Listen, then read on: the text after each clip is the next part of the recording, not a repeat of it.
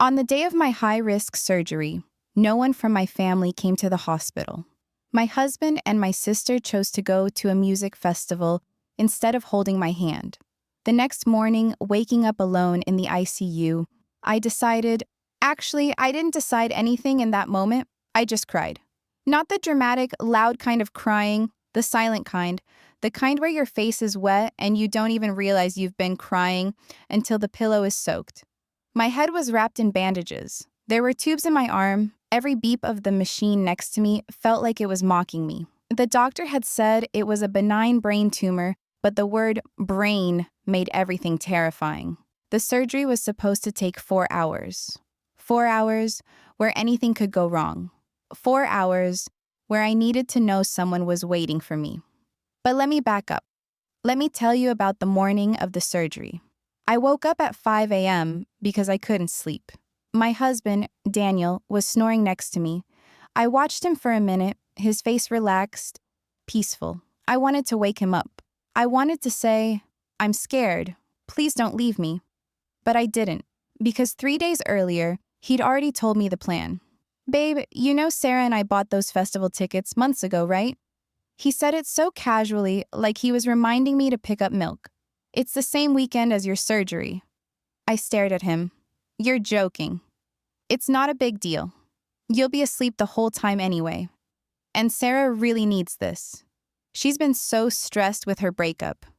Sarah, my older sister, 35 years old and still acting like the world owed her something.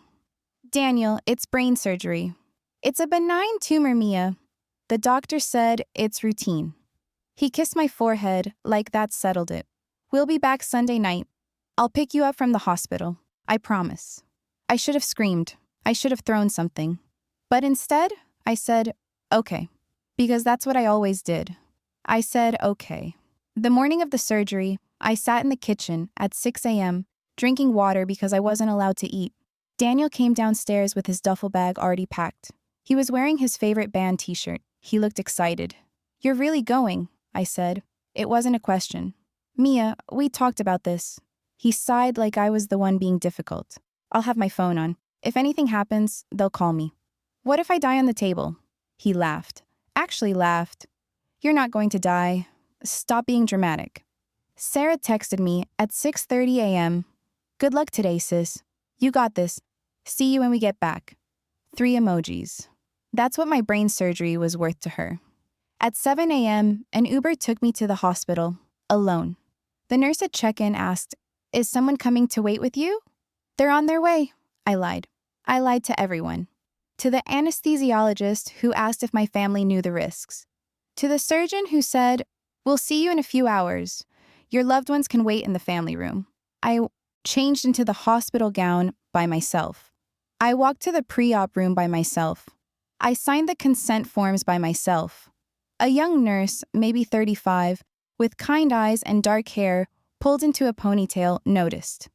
Her name tag said Julia. "Where's your people, honey?" she asked gently. "They're stuck in traffic," I whispered. She looked at me for a long moment. She didn't believe me, but she didn't push. "Okay, well, I'm here. You're not alone." I wanted to hug her. Instead, I just nodded because if I spoke, I'd cry. They wheeled me into the operating room at 9 a.m. The lights were so bright. Someone put a mask over my face. The anesthesiologist said, "Count backwards from 10. I got to 7 before everything went black. When I woke up, the world was blurry.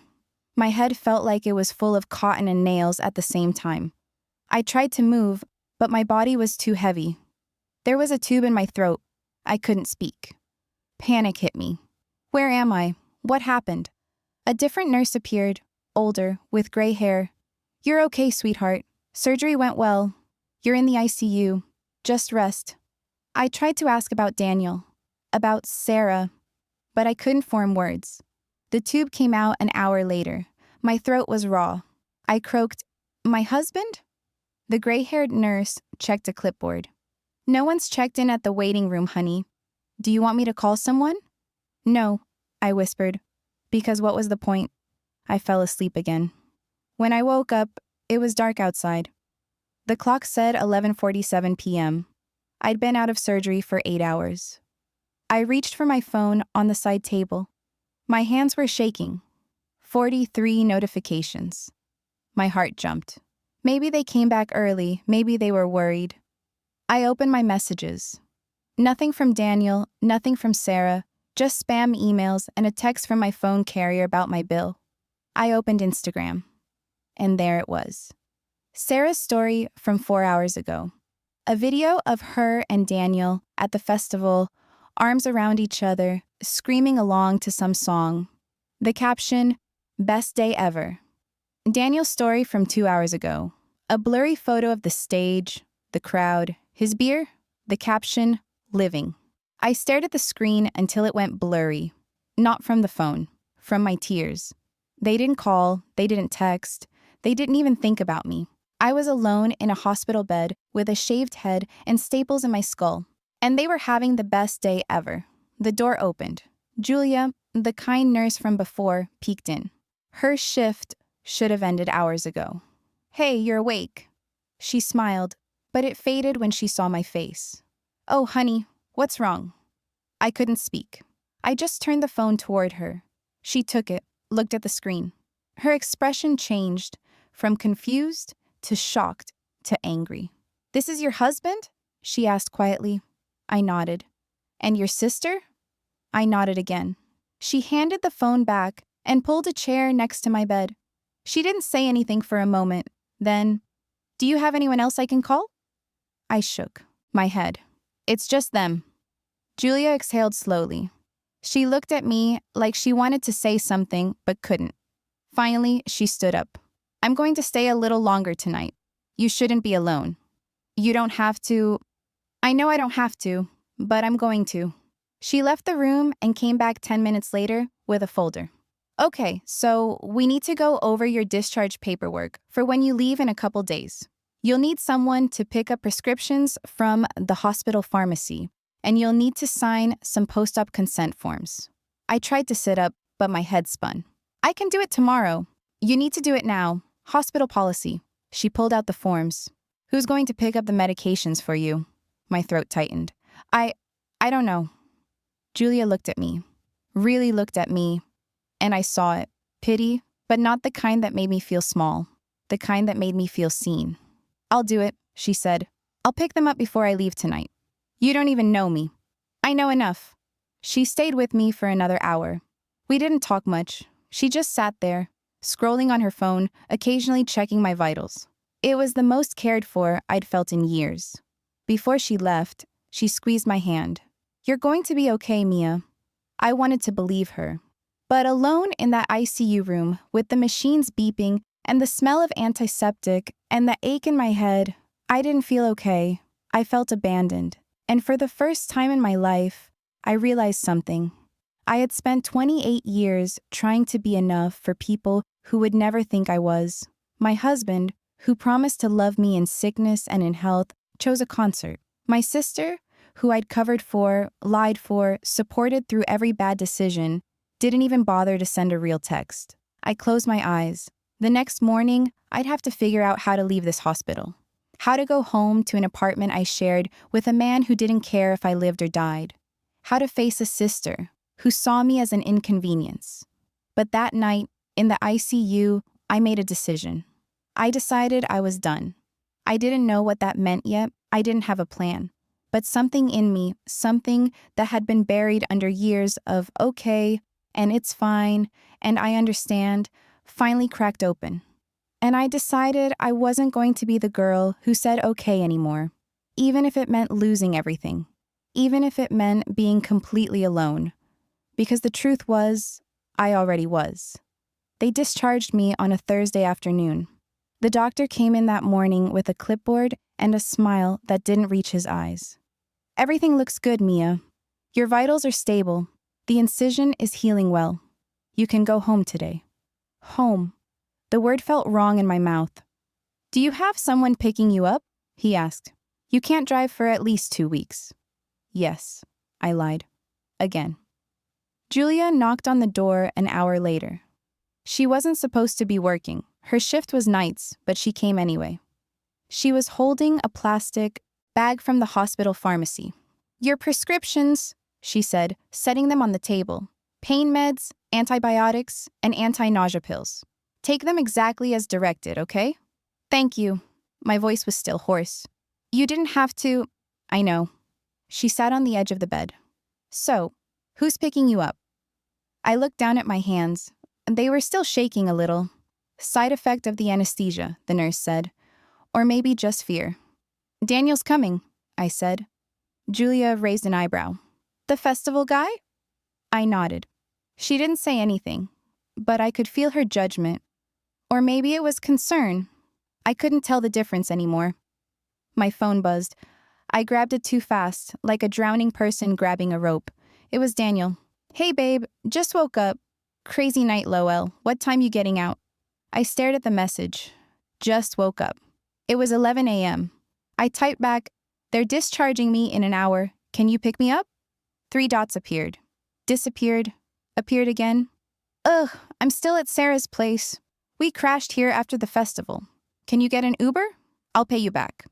Something inside me cracked a little more. Julia was watching my face. What did he say? He's busy. I put the phone down. I'll just take an Uber. Absolutely not. Julia stood up. You just had brain surgery. You're not getting into a stranger's car alone. I'll take you. Julia, you've already done too much. Mia. She looked at me with those kind, tired eyes. Let someone help you. Just this once. I didn't have the energy to argue. An hour later, I was sitting in Julia's Honda Civic, my hospital bag on my lap, my head wrapped in gauze. The world outside looked too bright, too loud, too normal. Julia didn't try to make small talk. She just drove, occasionally glancing at me to make sure I was okay. When we pulled up to my apartment building, I felt sick. This is it? Julia asked, looking up at the old 4-story walk-up. Yeah, 3rd floor. No elevator? No elevator. She parked and turned off the car. I'm walking you up. We climbed the stairs slowly. Each step made my head throb. Julia carried my bag and kept one hand on my elbow like she thought I might fall. When we reached my door, I fumbled with my keys. My hands were shaking again. The door opened. The apartment smelled stale, like old takeout and beer. The sink was full of dishes. There were empty bottles on the coffee table. Daniel's shoes were kicked off in the middle of the floor. Julia stepped inside, and her jaw tightened. He knew you were coming home today? Yeah. She didn't say anything, just walked to the kitchen and started opening cabinets. What are you doing? I asked. Checking if you have food? She opened the fridge. It was nearly empty. Some condiments, a bag of carrots that looked questionable, 2 beers. She closed it and turned to me. Mia, you can't recover here. It's fine. It's not fine.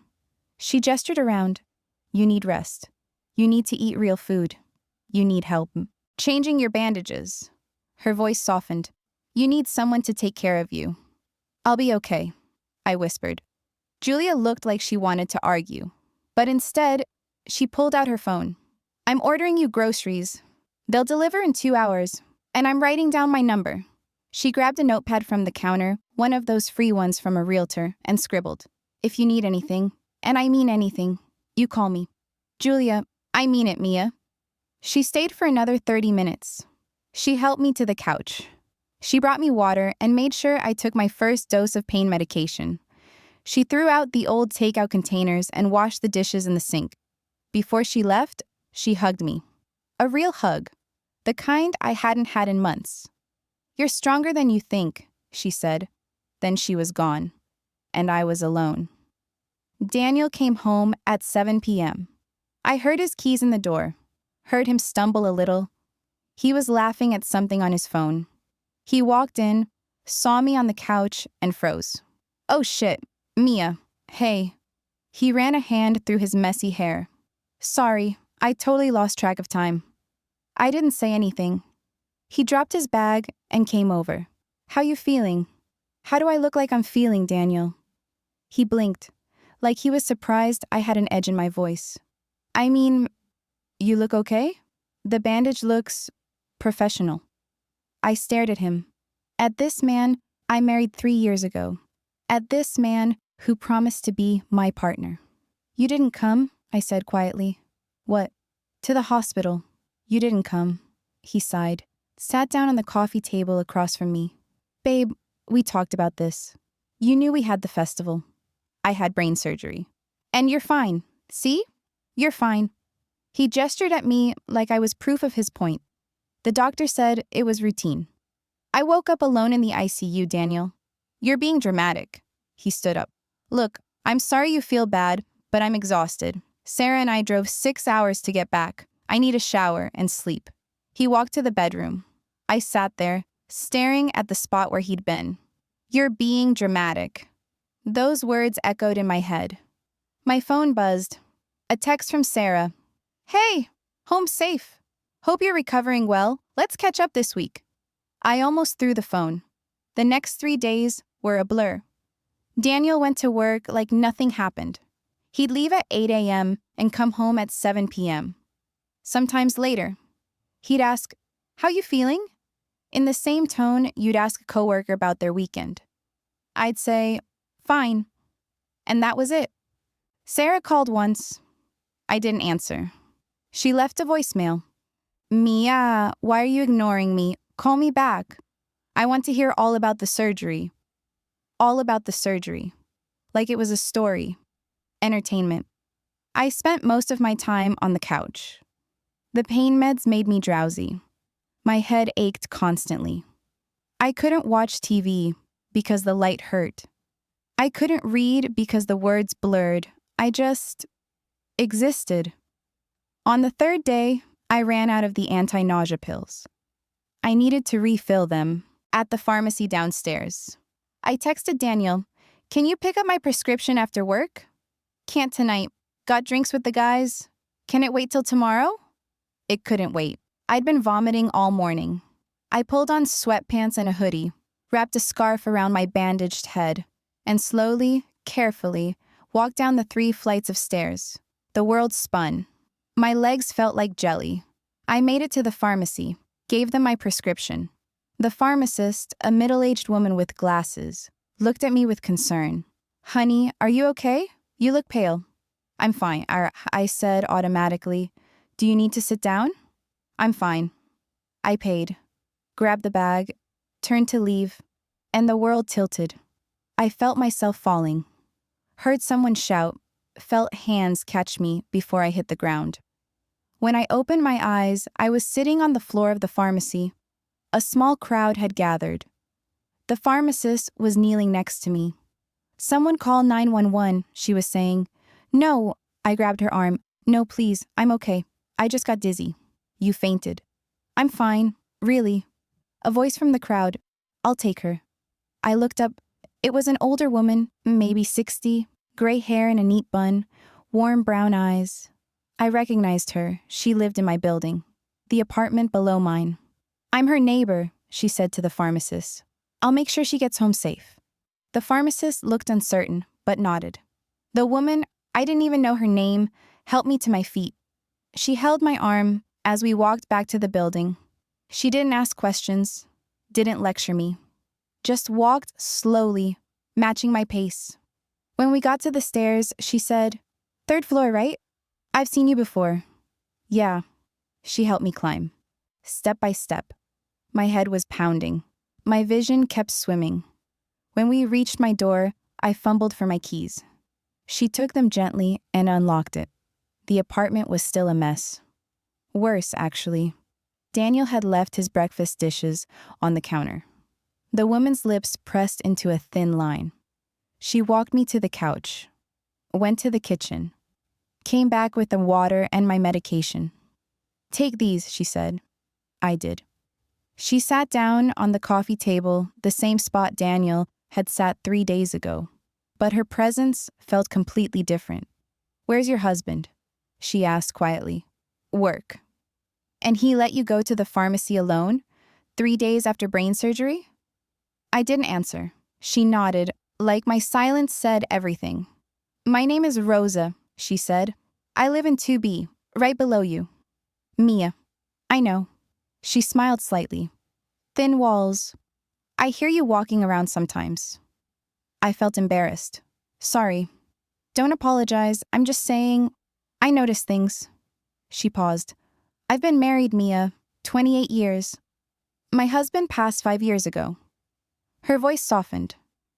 And I know what a real marriage looks like. And I know what it looks like when someone is alone in a crowded room. My throat tightened. Rosa stood up. She went to the kitchen and started pulling things out of the grocery bags Julia had ordered. She made me toast, scrambled eggs, brought it to me on a plate. Eat, she said. You look like you haven't had a real meal in days. I ate. I didn't realize how hungry I was until I started. No, Rosa cleaned while I ate. She didn't ask permission, just did it.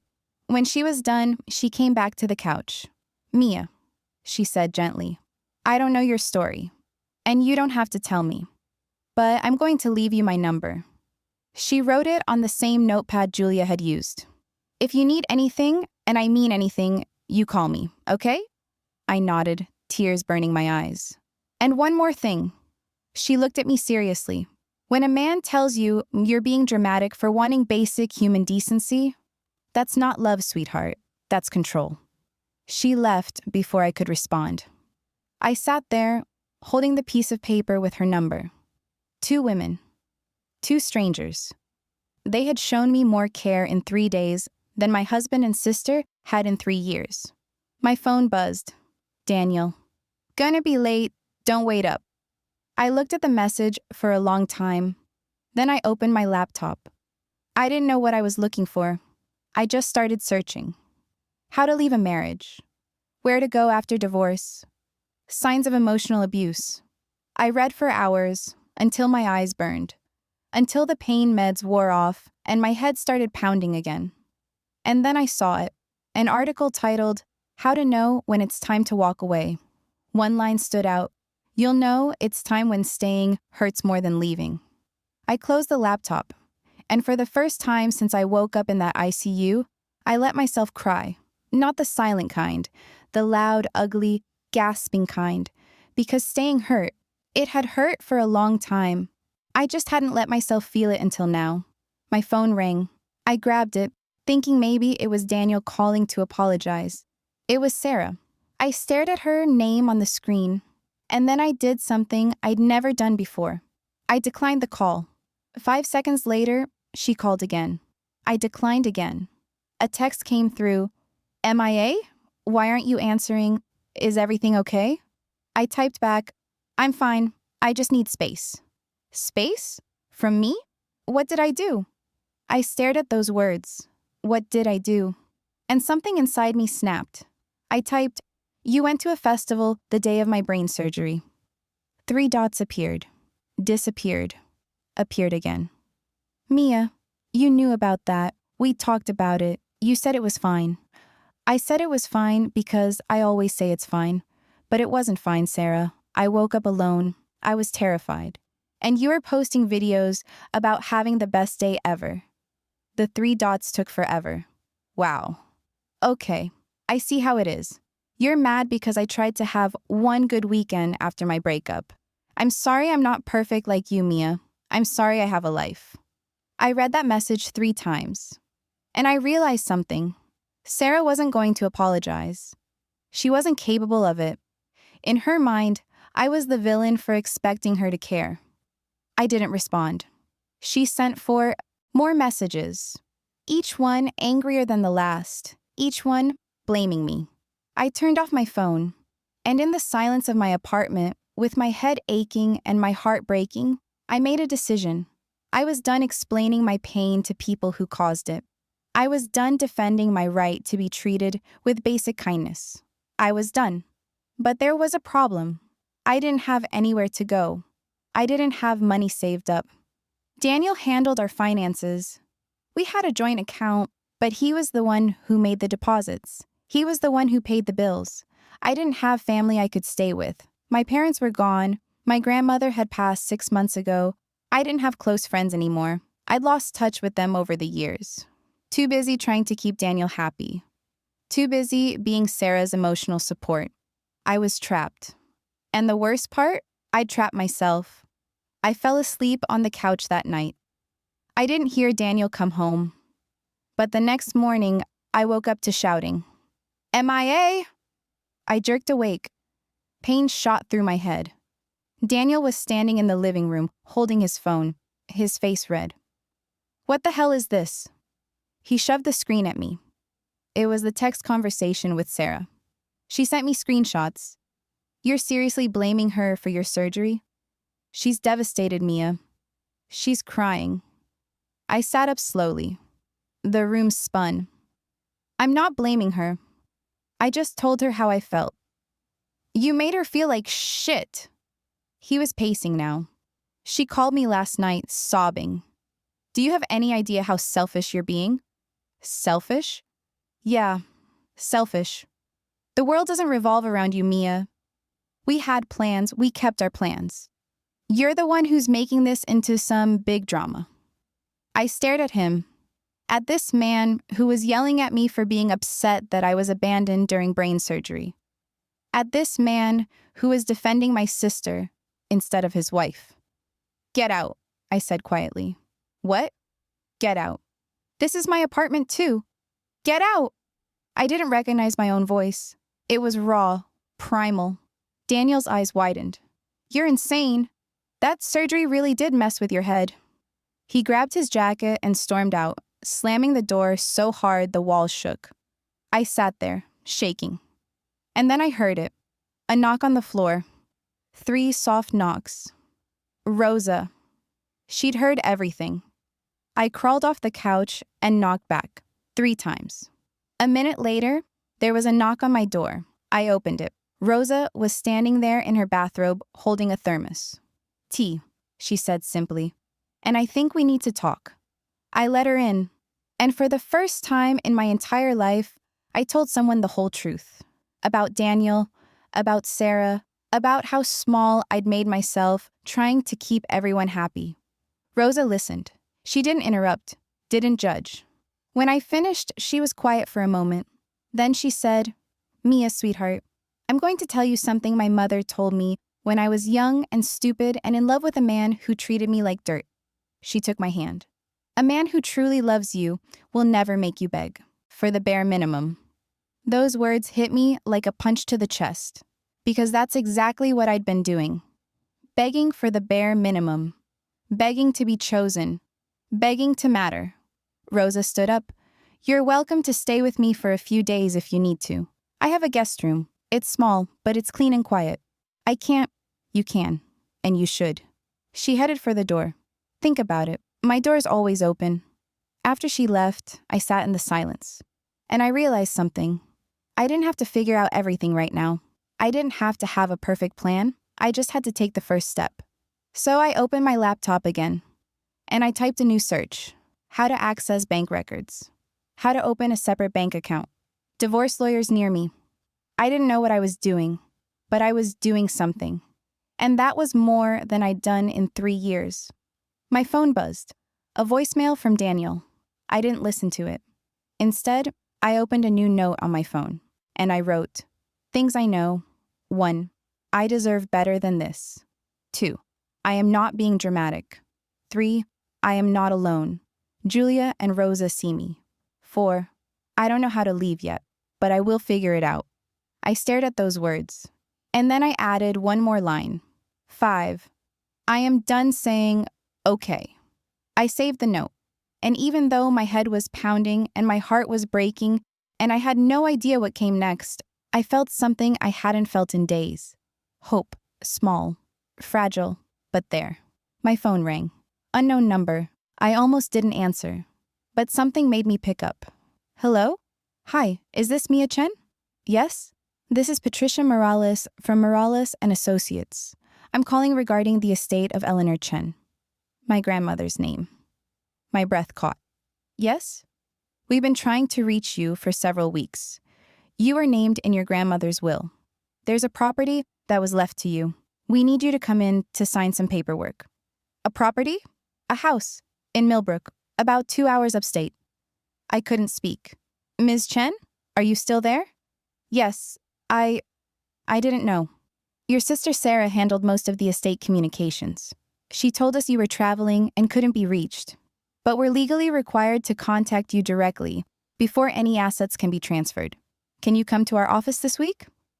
My mind was racing. Sarah knew. Sarah had known for weeks, and she never told me. Ms. Chen? Yes, I said, my voice steady. I can be there tomorrow. Perfect. I'll email you the details. I hung up, and I sat there, staring at the wall, my grandmother.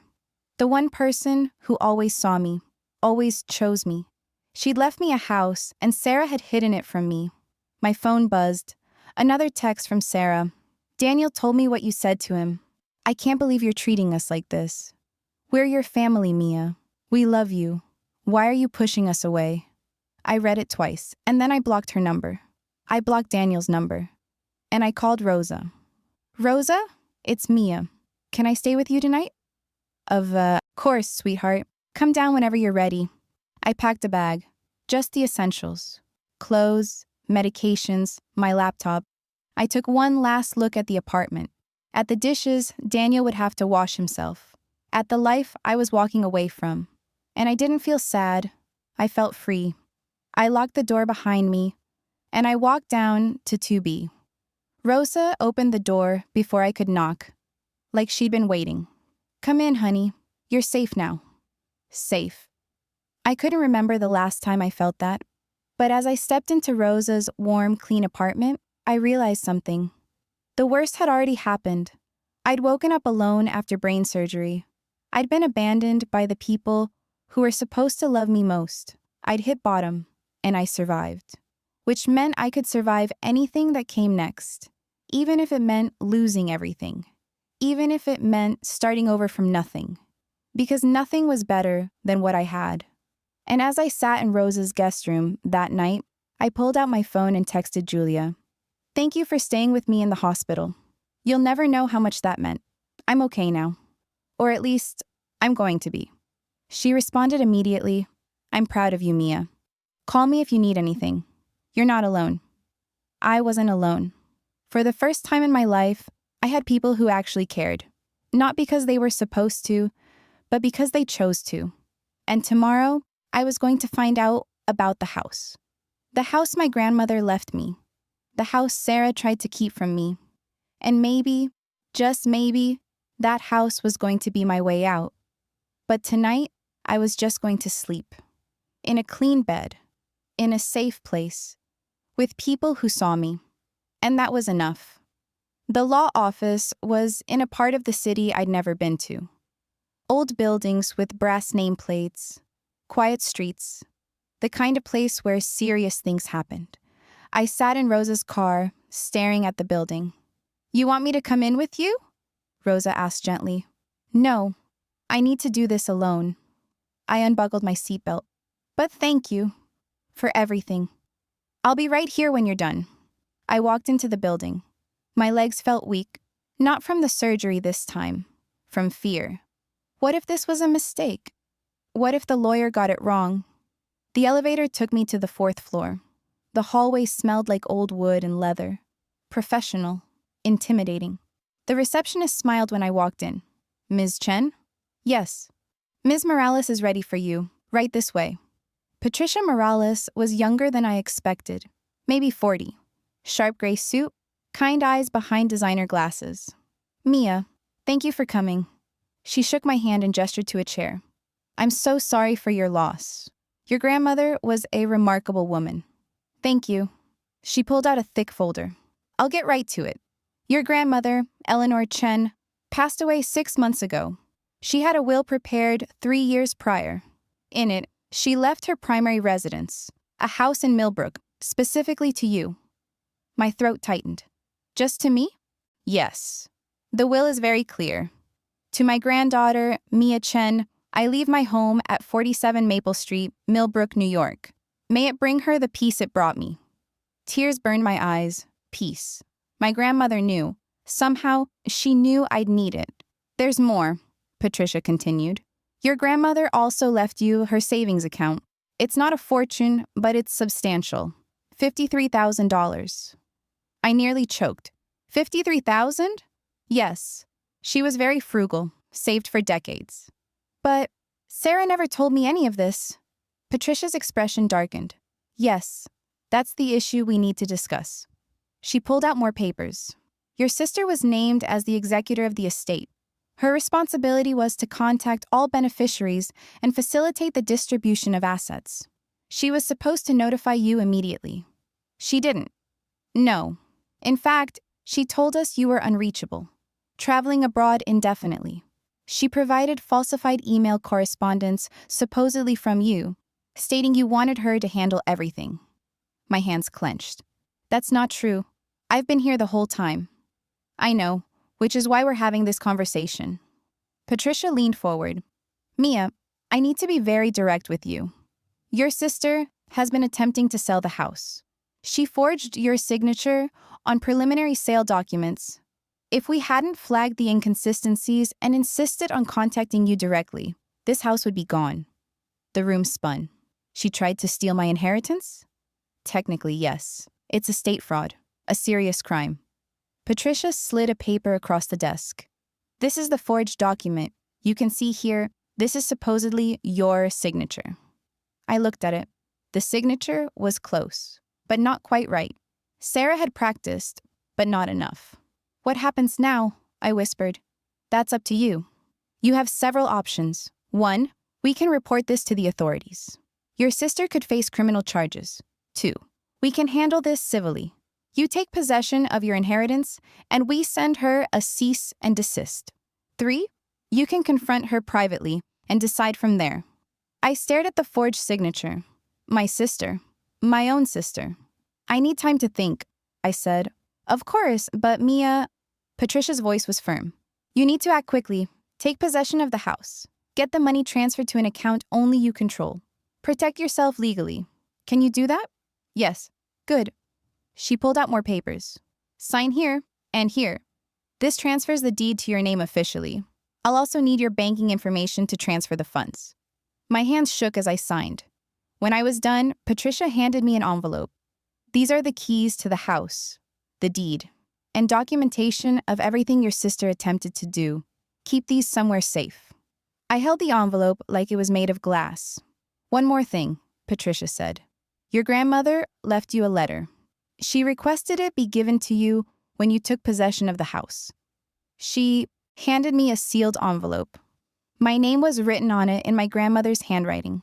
I couldn't open it. Not here, not yet. Thank you, I managed. You're welcome. And Mia? Patricia stood. Your grandmother chose you for a reason. Don't let anyone take that away from you. I sat in Rosa's car, clutching the envelope with the letter. How did it go? Rosa asked carefully. She tried to steal it, I said. My voice sounded hollow. Sarah tried to steal my grandmother's house. She forged my signature. Rosa's hands tightened on the steering wheel. That girl, I have the keys. I held them up. They felt heavy. It's mine. The house is mine. Good. There's money too. $53,000. Rosa whistled. Your grandmother loved you very much. I nodded, tears sliding down my face. You want to go see it? Rosa asked. The house? Now. Why not? It's only 2 hours away. We can grab lunch on the way back. I looked at the keys in my hand. Okay, I said. Let's go. The drive to Millbrook was quiet. I kept touching the envelope with my grandmother's letter, but I couldn't bring myself to open it. Rosa didn't push. She just drove, occasionally pointing out landmarks or asking if I needed to stop. When we pulled onto Maple Street, my breath caught. The houses were small but charming. Tree-lined street, quiet, safe. Number 47 was a tiny cottage, white with blue shutters, a front porch with a swing, a small garden that had grown wild. Oh, Mia, Rosa breathed, it's perfect. I got out of the car like I was in a dream. The key turned smoothly in the lock, the door opened, and I stepped into my grandmother's house. It smelled like her. Lavender and old books. The furniture was covered in white sheets. Dust motes floated in the afternoon light. It was small. Living room, kitchen, 2 bedrooms, 1 bathroom. But it was clean, solid, safe. I walked through slowly, touching everything. The couch where she used to read, the kitchen table where we'd have tea when I was little, the bedroom that still had her quilt on the bed. In the second bedroom, the one that used to be my mother's, there was a desk, and on it, a framed photo. Me, age 7, standing next to my grandmother in this very garden, both of us smiling. I picked it up, and something inside me broke open. I sank to the floor and sobbed. Rosa found me there. She sat down next to me and held me while I cried. She knew, I choked out. She knew I'd need this. She knew they'd leave me with nothing. She gave you everything, Rosa said softly. When I finally stopped crying, Rosa helped me up. Come on, let's make some tea. I saw chamomile in the kitchen.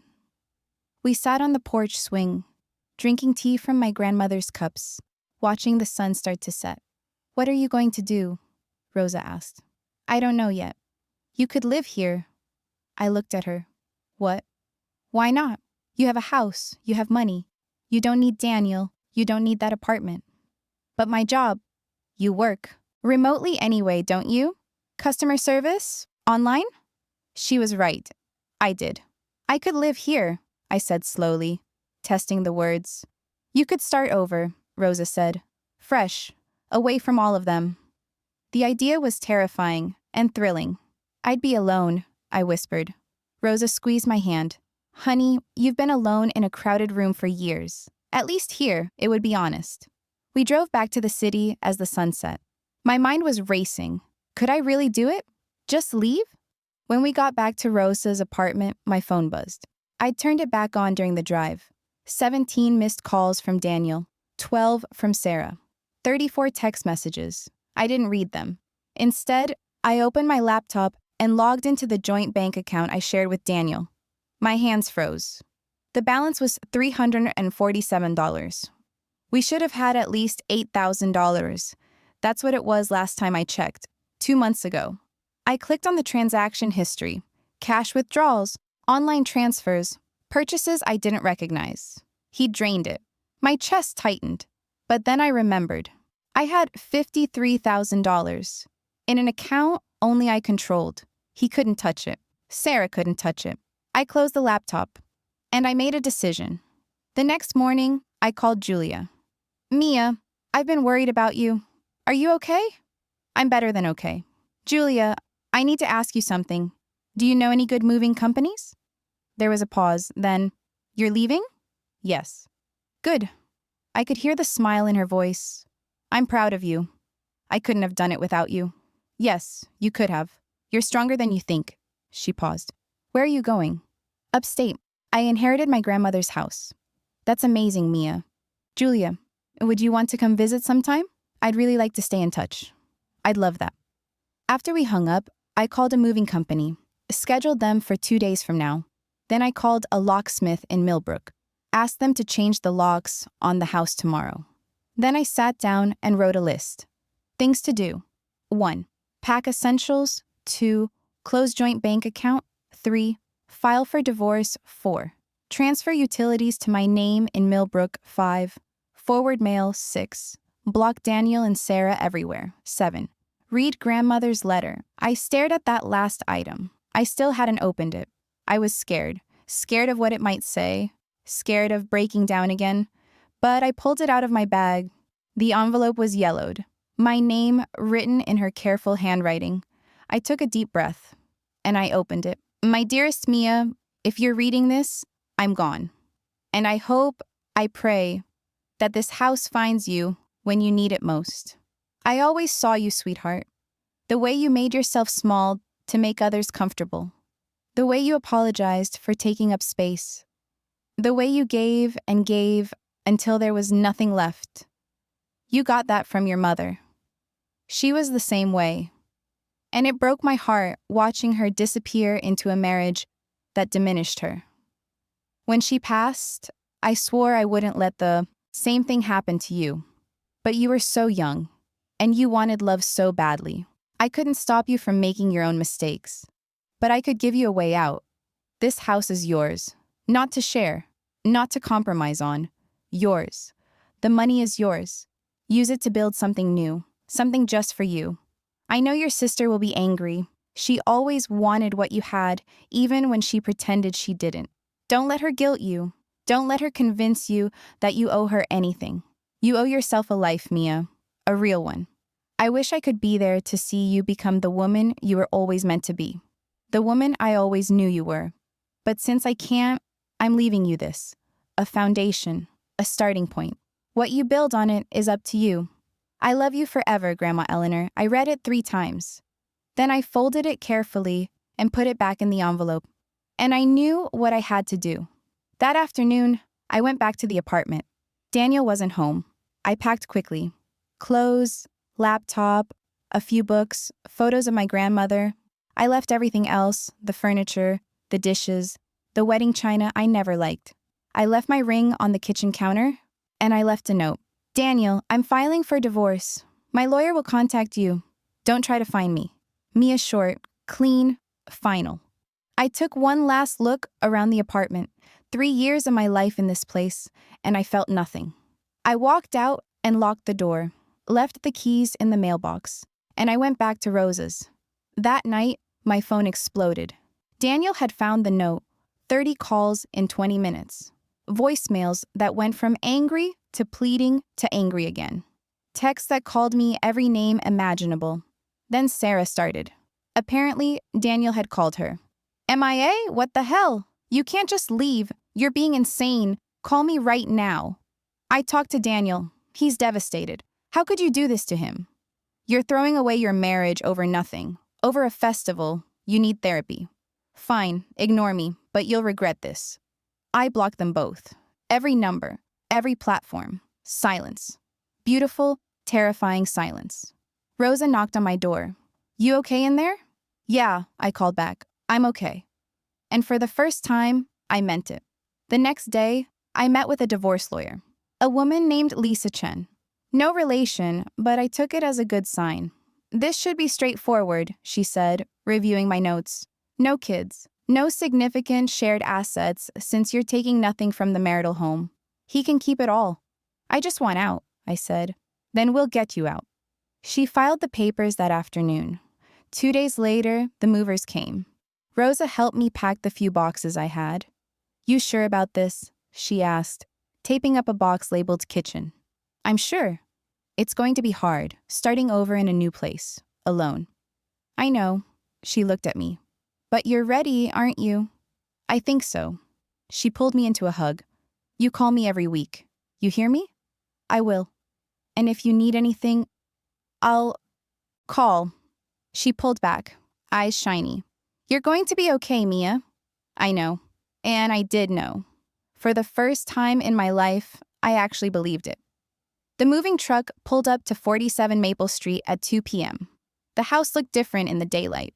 More real. More mine. The movers unloaded quickly. I didn't have much. It took less than an hour. When they left, I stood in the living room, surrounded by boxes. My house. My space. Mine. I unpacked slowly, put away clothes, set up my laptop, made the bed with new sheets I'd bought. By evening, it almost looked like a home. I made tea, took it out to the porch swing. The street was quiet. A couple walked by with a dog. They waved. I waved back. My phone buzzed. Julia, did you make it okay? Me. Yeah, I'm here. Julia, how does it feel? I looked at the house. My house. The little garden I'd start replanting tomorrow. The peace settling over everything like a blanket. Me. It feels like I can finally breathe. Julia. Good, you deserve that. I sat there until the stars came out, and then I heard it. A car pulling up. I tensed. A figure got out. For a terrible moment, I thought it was Daniel, but it was a woman, older, carrying a casserole dish. She walked up to the porch. Hi, I'm Helen, from next door, number 45. I saw you moving in today. Oh, hi, I'm Mia. I knew Eleanor, your grandmother, right? I'm so sorry for your loss. She was wonderful. Thank you. I brought you dinner, lasagna. Figured you probably didn't have time to cook today. I took the dish, overwhelmed. That's so kind. Thank you. Of course. Welcome to the neighborhood. She smiled. If you need anything, I'm right next door. She left before I could say more. I stood there holding a lasagna from a stranger who already cared more than my family ever did. And I laughed. Not a bitter laugh, a real one. Because this was it. This was my fresh start. I went inside, ate lasagna on the porch, watched the neighborhood settle into night. My phone buzzed one more time. Unknown number. I almost didn't answer. But something made me. Hello? Mia Chen? A man's voice. Yes? This is Detective Morrison with the District Attorney's Office. I'm calling about a fraud complaint filed against Sarah Chen. Patricia Morales, your estate attorney, forwarded the documentation. We'd like to speak with you about pressing charges. My stomach dropped. Pressing charges? Yes. Estate fraud is a felony. If you're willing to cooperate, we can move forward with prosecution. I looked out at the quiet street, at my little house, at the life I was building. Can I think about it? I asked. Of course. But Miss Chen, I should tell you, your sister has already been contacted. She knows we're investigating. And she's claiming you gave her permission to handle everything. She's making this into a he said, she said situation. My jaw clenched. Of course she was. She forged my signature, I said quietly. We know. The handwriting analysis confirms it. But she's going to fight this. It's going to get ugly. How ugly?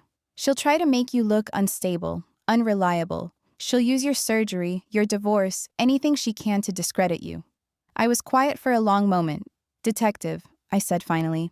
Can I call you back tomorrow? Of course. Here's my direct line. I wrote it down, hung up, and sat there in the darkness. Sarah wasn't going to just let this go. She was going to fight, which meant I had a choice. Fight back, press charges, make this a legal battle that could drag on for months, or walk away. Let her get away with it, and move on with my life. Part of me wanted to walk away. I had the house, I had the money, I had my freedom. What more did I need? But another part of me, a part that was growing stronger every day, knew the truth. If I let her get away with this, she'd do it again. To someone else. And that someone might not have what I had. Might not have a Rosa or a Julia or a grandmother who planned ahead. I pulled out my phone, and I called Rosa. Mia, everything okay? Rosa, I need advice. Shoot. I told her everything. The detective. The choice. Rosa was quiet for a moment. Then, what does your gut tell you? That I don't want to fight. But I think I have to. Then you have your answer. It's going to be awful, I whispered. Probably. But you know what? You're not the scared girl in the hospital anymore. You're not the woman who said, okay, just to keep the peace. You're Mia, the woman who walked away from everything to save herself. And if you can do that, you can do anything. Tears slid down my face. Thank you, Rosa.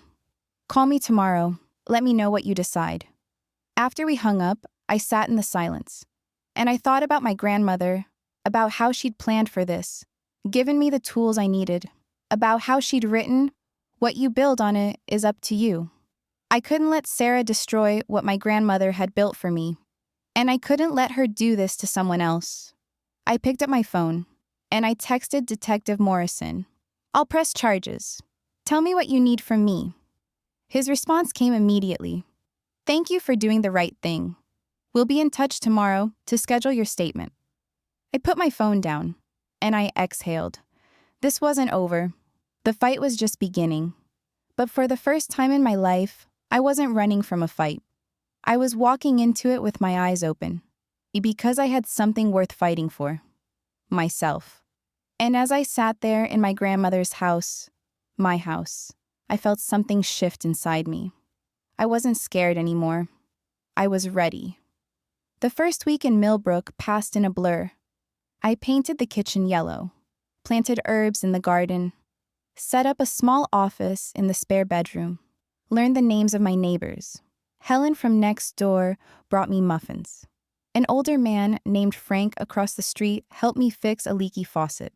A younger couple 2 houses down invited me to their weekly game night. It was quiet, simple, normal, everything my life had never been. But underneath it all, there was a countdown. My appointment with Detective Morrison was scheduled for Friday, 3 days away. I tried not to think about it. Instead, I focused on making the house feel like home. I hung photos. The one of me and my grandmother from when I was 7. One of me and Rosa at my old apartment. One Julia had texted me. Us having coffee after my last hospital follow-up. No photos of Daniel. No photos of Sarah. They didn't belong here. On Wednesday, Rosa called. How's the house? Perfect, I said, stirring honey into my tea. I planted basil and rosemary yesterday. Helen says the soil here is amazing. That's wonderful, honey. She paused. Have you heard from them? I knew who she meant. No, I blocked them everywhere. Good. But I set down my mug. Daniel's been calling my work. My boss told me he called 4 times yesterday, saying there was a family emergency and he needed to reach me. Rosa's voice hardened. What did your boss say? That I'd call if I wanted to. She's good people. Make sure she knows not to give out your information. I already did. And the detective appointment? Friday, 2 p.m. You want me to come with you? I smiled. You drive 2 hours for that? I'd drive 4. You know that. I'll be okay, but thank you. After we hung up, I sat on the porch swing, watching the afternoon fade. My phone buzzed. Julia. How's the new life treating you? Me. Good, quiet, strange. Julia. Strange how? Me. I keep waiting for something bad to happen, for someone to yell at me or tell me I'm doing it wrong. Julia. That's called trauma, honey. It takes time to unlearn. Me. How long? Julia. As long as it takes. Be patient with yourself. I stared at that message. Be patient with yourself. No one had ever told me that before. Thursday night, I couldn't sleep. Tomorrow, I'd have to give my statement. Tell strangers about my family, about Sarah's betrayal. Make it official. I got up and made tea. Sat at the kitchen table in the dark. And I pulled out my grandmother's letter again. I'd read it dozens of times, but I needed it now. You owe yourself a life, Mia. A real one. I folded it carefully and put it back. Then I opened my laptop. I'd been avoiding it, but I needed to know. I typed Sarah's name into Facebook. Her profile was public. Of course it was. Her latest post was from 3 days ago. A long paragraph about toxic people and family betrayal, and how some people will stab you in the back after everything you've done for them. The comments were full of support. Stay strong, Sarah. You deserve better. Family isn't always blood. I felt sick. She was painting herself as the victim. I scrolled further. Another post from a week ago. A photo of her crying. Caption, when your own sister chooses her paranoia over family. Praying for her mental health. 147 likes. My hands shook. I closed the laptop, and I reminded myself I had the truth. I had the forged documents, the lawyer's testimony, the paper trail. She could spin whatever story she wanted online, but the law didn't care about Facebook posts. Friday arrived. I drove to the district attorney's office in the city. The building was imposing. Gray, concrete, security checkpoints. Detective Morrison met me in the lobby. He was younger than I expected. Maybe 40. Kind eyes. Tired smile. Ms. Chen, thank you for coming. Call me Mia. He led me to a small conference room. There was another woman there. Sharp suit, serious expression. This is Assistant District Attorney Rachel Park. She'll be handling the case if we move forward. Rachel shook my hand. Mia, I've reviewed the documentation. This is a strong case. But I need to hear your side. Everything. From the beginning. I sat down. And I told them. About my grandmother. About Sarah being named executor. About the festival and the surgery. About waking up alone and realizing I had nothing. About the phone call from Patricia Morales. The forged signatures. The attempted sale. Rachel took notes. Asked questions. Her face remained neutral, but her pen moved fast. When I finished, she sat back. Mia, I'm going to be blunt with you. Your sister's going to argue that you were incapacitated after your surgery, that you weren't thinking clearly, that she was acting in your best interest. I wasn't incapacitated, I was recovering. I believe you, but she's going to make this about your mental state, About your divorce, she's going to paint you as unstable. My jaw clenched. What do I need to do? Be prepared. We'll need your medical records showing you were cleared to make legal decisions. We'll need testimony from your attorney, Patricia Morales. And we'll need you to be ready to face your sister in court if this goes to trial. It might go to trial? If she doesn't take a plea deal, yes. I looked down at my hands. They were steadier than I expected. I can do that. Rachel studied me. You're sure? This is going to get nasty. She'll say things about you, lies, and they'll be on public record. I'm sure. She nodded. Okay, then we move forward. I'll file formal charges next week. She'll be arraigned. We'll go from there. Detective Morrison walked me out. At the door, he said, "For what it's worth, I think you're doing the right thing. It doesn't feel right. It feels awful. That's because you're a good person. Good people don't like hurting others, even when those others deserve it." He handed me his card. "Call me if you need anything, or if she tries to contact you." She won't. I blocked her. They always find a way. He was right. On Saturday, Helen knocked on my door. "Mia, there's a woman here to see you. She says she's your sister." My blood went cold. I looked out the window. Sarah's car was parked in front of my house. She was standing on the sidewalk, arms crossed, looking at the cottage like it personally offended her. "Tell her I'm not home," I said. Helen frowned. "Honey, she saw me knock. She knows you're here." I closed my eyes. "Okay. Thank you, Helen." Helen squeezed my shoulder. "You want me to stay?" "No, I'll handle it." But I grabbed my phone, opened the voice recorder, hit record. Then I went outside. Sarah turned when she heard the door. Her face was a mask of fury. "Really, Mia? This is where you've been hiding?" "I'm not hiding. I live here. Grandma's house." She said it like a curse. "Of course, the golden grandchild gets everything." "Sarah, you need to leave. I'm not going anywhere until we talk. We have nothing to talk about." "Like hell we don't." Her voice rose. "Do you have any idea what you've done? The police came to my apartment, Mia. The police. Because of you. Because you committed fraud. I was trying to help you. You were a mess after your surgery. Someone had to handle Grandma's estate. You forged my signature, Sarah. I did what needed to be done. You tried to steal my inheritance." She laughed. A sharp, ugly sound. "Inheritance? You think you deserve an inheritance? You, who never visited her? Who was too busy with your perfect little life to care?" "I visited her every month. Twice a year, maybe. Every month. I have the calendar invites to prove it." Her face twisted. "Whatever. The point is, Grandma was losing it at the end. She didn't know what she was doing when she wrote that will. If she'd been in her right mind, she would have split everything evenly. She was completely lucid. Her doctor confirmed it." "You've always been the favorite," Sarah spat. "Always. Poor little Mia, who needed protecting. Mia, who everyone felt sorry for. Well, guess what? I'm done feeling sorry for you. I never asked you to. I sacrificed for you. When Mom died, I was the one who held it together. I was 17, Mia. 17. And I had to take care of you because you were too weak to function. You were cruel to me. I was a kid. You told me Mom died because I was too much stress on her." Sarah froze. The words hung in the air between us.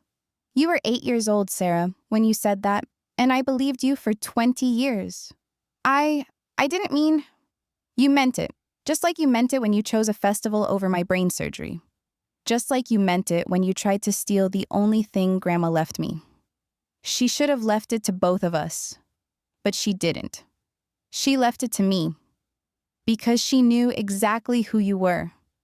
Sarah's face went red. "You think you're so much better than me? You're pathetic, Mia. You always have been. You couldn't even keep a husband. Daniel cheated on me. Because you weren't enough for him." The words hit like a slap. But they didn't hurt the way they used to. Because I didn't believe them anymore. "I think you should leave," I said quietly. "Not until you drop the charges." "No. MIA. You forged legal documents, Sarah. You tried to steal from me. Those are crimes. I'm your sister. Then act like it." My voice cracked. "Act like someone who actually cares if I live or die. I do care. You didn't come to my surgery. It was just a benign tumor. You didn't even call. You posted about having the best day ever while I was in the ICU. Alone. terrified. Tears burned my eyes, but I didn't let them fall. And when I needed you most, you tried to take the one thing that could save me. Sarah's jaw trembled. For a moment, she looked like she might cry. Then her expression hardened. Fine. You want to play it this way? We'll play it this way. But don't come crying to me when you realize you've destroyed the only family you have left. I'm not destroying anything. You already did that. She turned and stalked to her car. Before she got in, she yelled, "You're going to regret this." Then she was gone. I stood there, shaking. Helen appeared from her porch. You okay, sweetie? Yeah, I managed. I'm okay. That's your sister? Unfortunately. Helen came down and gave me a hug. Well, she seems delightful. I laughed. A watery, broken sound, but a laugh. Come on, Helen said. I'm making lunch. You're eating with me. I don't want to impose. You're not. Come on. I let her lead me to her house. And for the next 2 hours, I sat in a stranger's kitchen eating homemade soup while she told me stories about her own difficult sister. Family's complicated, she said, refilling my bowl. But sometimes the family you choose is better than the family you're born with. That night, I sent the recording to Detective Morrison. He called me immediately. Mia, this is good, really good. She basically admitted to the forgery. She said she was helping. Doesn't matter. The intent is clear. This strengthens our case significantly. She said I'm going to regret it. That's a veiled threat. Document everything. If she shows up again, call the police immediately. After we hung up, I sat in the dark living room. This was real now. There was no going back. Sarah would fight. She'd make this ugly. She'd tell everyone I was crazy, vindictive, cruel. But I had the truth. And I had people who believed me. My phone buzzed. Julia, how was the statement? Me. Hard. But I did it. And Sarah showed up at my house today. Julia. What? Are you okay? Me. Yeah. I recorded everything. Sent it to the detective. Julia. I'm so proud of you. Me. It doesn't feel good. Julia. Standing up for yourself never does at first, but you're doing it anyway. That's courage. I stared at that message. Courage. I'd never thought of myself as courageous. But maybe Julia was right. Maybe courage wasn't feeling fearless. Maybe it was feeling terrified and doing it anyway. The next week passed quietly. I worked, gardened, explored the town. Millbrook was small. One main street with a coffee shop, a bookstore, a small grocery store. Everyone knew everyone. People were starting to know me. Morning Mia, from the woman at the coffee shop. How's the house coming? From Frank across the street. Join us for book club Thursday? From Helen. I was building a life, slowly, carefully. And then, on Wednesday, Rachel Park called. Mia, Sarah's been formally charged. She's pleading not guilty. My stomach dropped. So it's going to trial? Looks like it. Her lawyer is already making noise about your unstable mental state and family vendetta. They're going to make this about you, not her. What do I do? Stick to the truth. Don't engage with her publicly. Don't respond to anything she posts online. And be prepared. Discovery starts next week. That means her lawyer will request your medical records, therapy records, if you have anything they can use. I've never been to therapy. Good. Less ammunition. She paused. Mia, are you sure you want to do this? You can still drop the charges. I looked around my little living room, at the home I was building, at the life I was creating. I'm sure. Okay, then we fight. That night, I did something I hadn't done since I was a teenager. I wrote in a journal, Dear Grandma, I'm in your house, our house. It's everything you said it would be. Peaceful, safe, mine. Sarah came by. She was angry. She doesn't understand why I'm doing this. But I think you would. I'm not doing this for revenge. I'm doing it because you gave me a gift. And she tried to take it. I'm doing it because if I let her get away with this, I'll always be the girl who says okay. And I'm not that girl anymore. I miss you. I wish you were here to see this. To see me finally standing up for myself. But I think maybe you knew I'd have to do this on my own. Thank you for believing in me when no one else did. Thank you for giving me a foundation. I won't let you down. Love, Mia. I closed the journal. And I felt something settle inside me. Resolve. Friday night, there was a knock on my door. It was past 9 p.m. I wasn't expecting anyone. I looked through the peephole. Daniel. My blood turned to ice. Mia, I know you're in there. Please, we need to talk. I didn't move. Mia, come on. I drove 2 hours. Just give me 5 minutes. I pulled out my phone. Texted Detective Morrison. Daniel's at my house. His response was immediate. Do not open the door. I'm calling local PD now. Mia. Daniel's voice was louder now. Angry. This is ridiculous. You can't just run away and hide. We're still married. I heard Helen's door open. Excuse me. Helen's voice, firm. She doesn't want to talk to you. You need to leave. Mind your own business, lady. You're on my street, harassing my neighbor. That is my business. Mia. Daniel pounded on the door.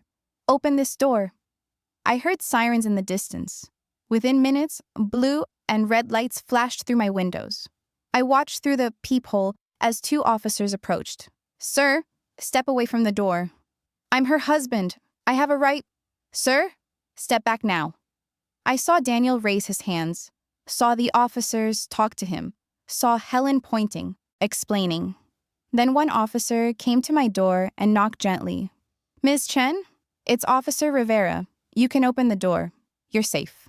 I opened it slowly. Officer Rivera was young, maybe 30. Kind face. You okay? Yes. That your husband? Soon-to-be ex-husband. We're divorcing. He's not supposed to know where I live. Has he threatened you? Not directly, but I have a restraining order being processed. Do you want to file a report? Yes. She nodded. Okay. We're going to send him away with a warning. But if he comes back, call 911 immediately and get that restraining order finalized ASAP. I will.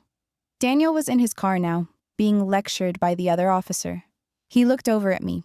His face was twisted with rage, and I felt nothing. No fear, no guilt, no urge to apologize, just relief that he was leaving.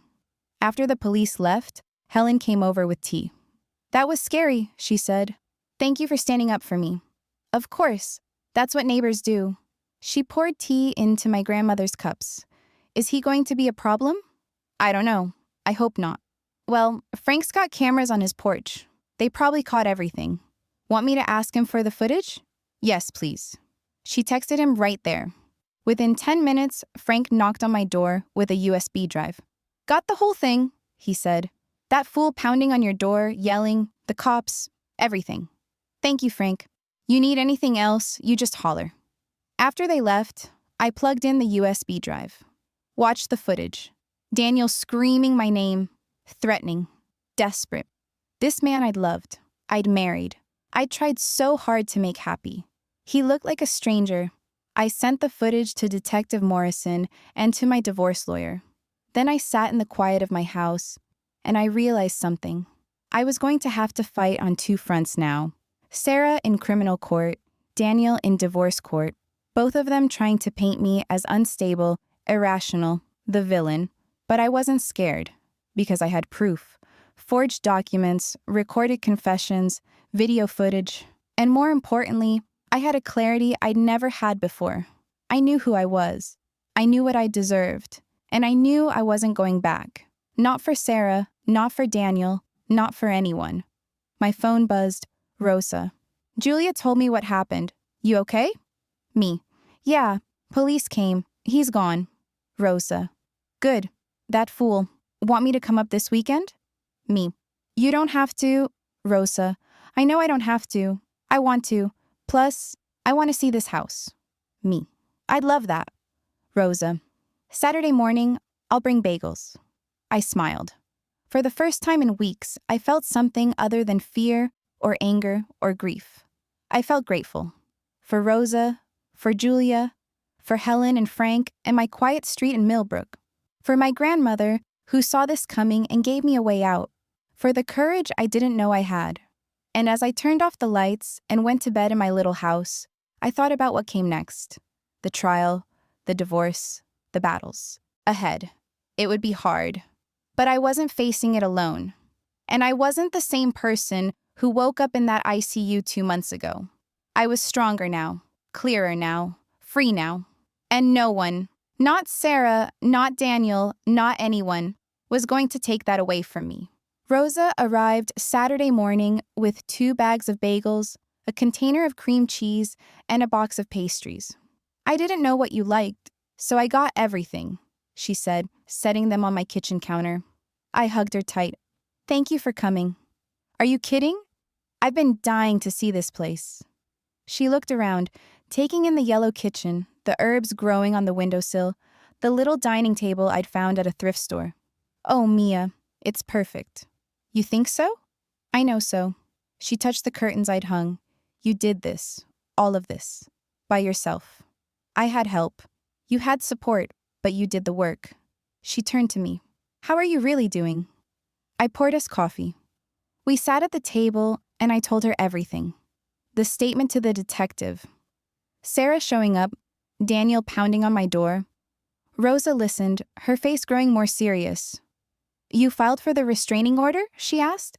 Monday, my lawyer's handling it. Good. She squeezed my hand. I'm proud of you, Mia. I know this is hard. It's exhausting. Some days I wonder if I should have just walked away. Taken the house and let them think whatever they want. But I can't. Because if I don't stand up now, I never will. And the next time someone tries to take something from me, you'll let them. Rosa finished. I understand. We spent the morning walking through town. I showed her the coffee shop, the bookstore, the little park by the library. Everyone waved, said hello, asked if Rosa was my mom. Close enough, Rosa said with a smile. At lunch, we sat at a small cafe on Main Street. You've built something here, Rosa said, watching the people walk by. A community, a life. It's still so new. Sometimes it doesn't feel real. Give it time. Good things take time.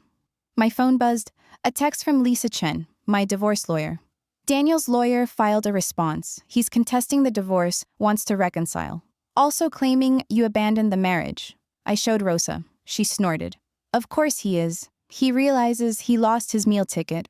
What do I do? Nothing. Your lawyer handles it. That's what you pay her for. She looked at me seriously. Don't let him pull you back in, Mia. That's what this is. A last attempt to control you. I won't. But my hands shook as I typed back to Lisa. No reconciliation? Move forward with divorce. Her response was immediate. Copy that. We'll handle it. That afternoon, Rosa and I worked in the garden. She helped me plant tomatoes and peppers. We weeded the flower beds, trimmed the overgrown bushes. Your grandmother loved this garden, Rosa said, patting soil around a tomato plant. You never met her. No, but I can see her in this place, in what she left you. As the sun started setting, we sat on the porch swing with iced tea. Tell me about her, Rosa said. Your grandmother. So I did. I told her about summers spent here as a kid, about how Grandma always made me feel safe, about how she was the only one who never made me feel like I was too much or not enough. She sounds like she was a wonderful woman. She was. I just wish I'd told her that more. She knew, honey. Trust me, she knew. Rosa left Sunday afternoon. Before she went, she hugged me for a long time. You call me every week, she said, and if things get bad, you call me immediately. I'll be here in 2 hours. I will. Promise? Promise. After she left, the house felt bigger, quieter, but not lonely. I sat down and made a list. Something my therapist, yes, I'd finally found one, had suggested. Things I've accomplished. 1. Left an abusive marriage. 2. Cut contact with toxic family. 3. Moved to a new town. 4. Started therapy. 5. Built a support system. 6. Stood up for myself legally. I stared at that list. 2 months ago, I couldn't have imagined doing any of these things. Now, I'd done them all. My phone rang. Unknown number. I almost didn't answer. But something made me. Hello? Mia, it's Patricia Morales. Do you have a minute? Of course. I wanted to give you a heads up. Sarah's lawyer reached out. They want to settle. My heart jumped. Settle? Yes. They're offering to drop the fight if you agree not to testify. Basically, they want you to let her walk away with no consequences. What happens if I say no? It goes to trial. Could be months, could be expensive, could be brutal. I was quiet for a long moment. What do you think I should do? Patricia was silent then. Honestly, I think you should do whatever lets you sleep at night. If walking away gives you peace, walk away. If fighting gives you closure, fight. What would you do? She laughed softly. I'd fight. But I'm a lawyer. Fighting is what I do. After we hung up, I sat with the question. Let it go? Or fight? I thought about Sarah showing up at my house. Her rage. Her refusal to even acknowledge what she'd done. I thought about the forged signatures, the lies, the years of manipulation, and I thought about the next person she might do this to. I called Rachel Park, the ADA. Rachel, it's Mia. Patricia told me about the settlement offer. What are you thinking? I'm thinking no. You sure? I'm sure. She doesn't get to walk away from this. Rachel was quiet for a moment. Okay, then we go to trial. It's scheduled for 6 weeks from now. Are you ready? No, but I'll never be ready, so we might as well do it now. That's the spirit. I could hear the smile in her voice. We'll prep you next week. You're going to be great, Mia. The next few weeks were a blur of preparation. Rachel and Detective Morrison walked me through what to expect, what questions Sarah's lawyer would ask, how to stay calm under pressure. They're going to try to rattle you, Rachel said. They'll bring up your surgery, your divorce. They'll make it seem like you're unstable.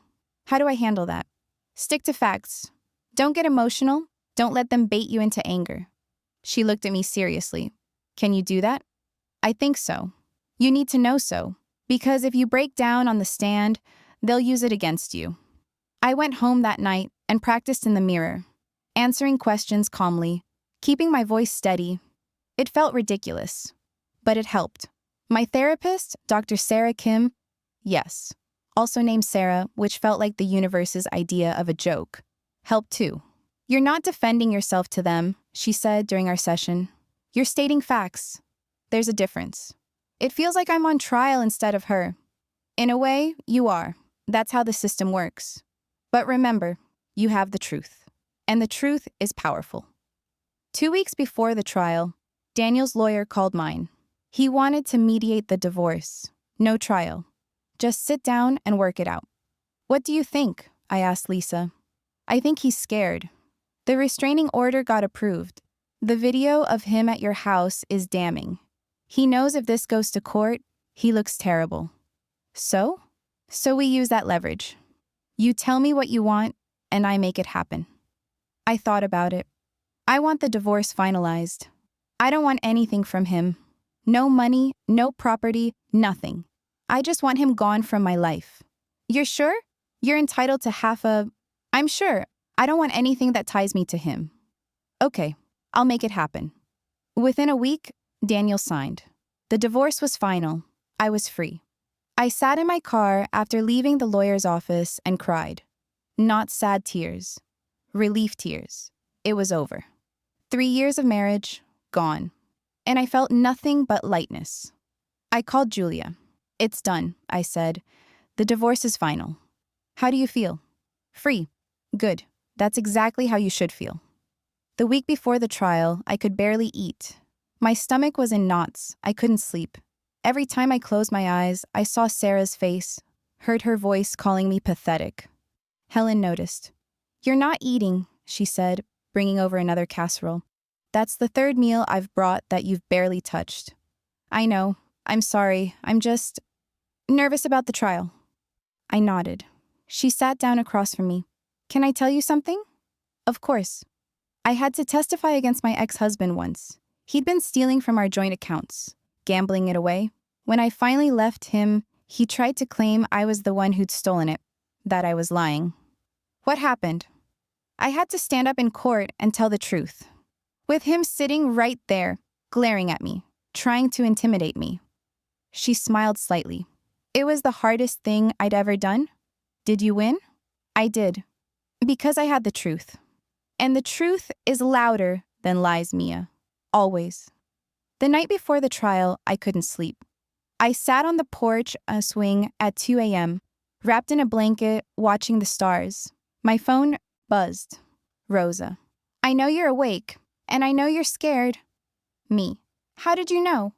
Rosa. Because I would be too. But Mia, you've already survived the worst. Everything else is just paperwork. Me. What if I mess up? What if I say the wrong thing? Rosa. Then you say the wrong thing? You're human, but they can't take away what you've already built. They can't take away your house, your freedom, your life. That's yours now, no matter what happens tomorrow. I read that message 3 times. She was right. Even if I lost the case, even if Sarah walked away free, I still had this. My house, my peace, my new life. They couldn't take that from me. I went inside, made tea, pulled out my grandmother's letter one more time. What you build on it is up to you. I'd build something, a life, a foundation, a future. And tomorrow, I'd fight to protect it. Not because I hated Sarah, but because I loved myself enough to demand justice. The morning of the trial, I put on the suit Lisa had helped me pick out.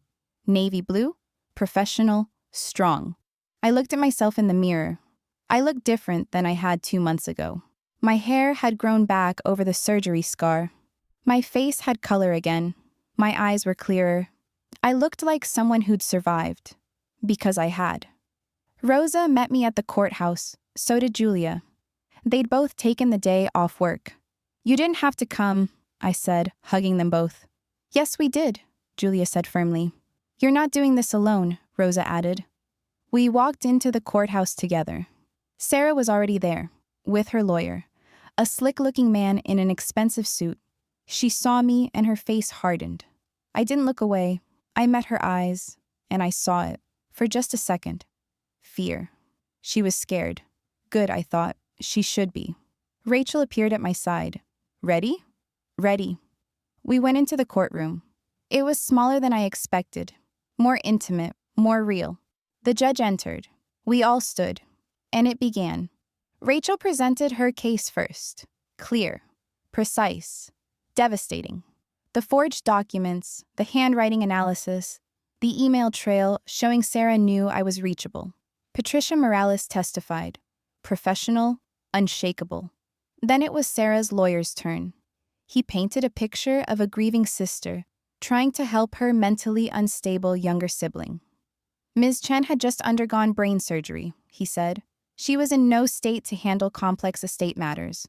My client stepped in out of love and concern. I kept my face neutral. Then he called Sarah to the stand. She looked small, vulnerable. Her eyes were red like she'd been crying. Sarah, can you tell us about your relationship with your sister? Her lawyer asked. We were close, Sarah said, her voice soft. After our mother died, I basically raised her. I've always tried to protect her. And when your grandmother passed, what did you do? I tried to handle everything so Mia wouldn't be stressed. She was about to have surgery. I didn't want her to worry. Did you ever intend to steal her? Inheritance? No, never. I was just trying to help. And then she turned on me. Her voice broke. Several people in the gallery looked sympathetic. I felt sick. But then Rachel stood for cross-examination. Ms. Chen, you say you were trying to help your sister. Is that correct? Yes. And you were in communication with her during this time? Well, not directly. She was recovering, but she was reachable. Sarah hesitated. I suppose. You suppose. Ms. Chen, did you or did you not tell the estate attorney that your sister was traveling abroad and unreachable? I thought she needed space. Space? Or did you need her out of the way? Rachel pulled out documents. These are the forged signatures. Can you explain why, if you were just helping, you felt the need to forge your sister's signature? I didn't think, I was trying to. You were trying to sell a house that didn't belong to you. I needed the money. The courtroom went quiet. Sarah's face went pale. Her lawyer looked like he wanted to disappear.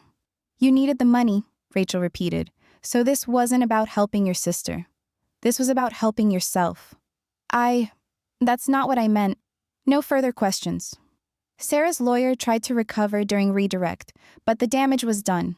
Then it was my turn. I walked to the stand. My legs felt like water. I was sworn in.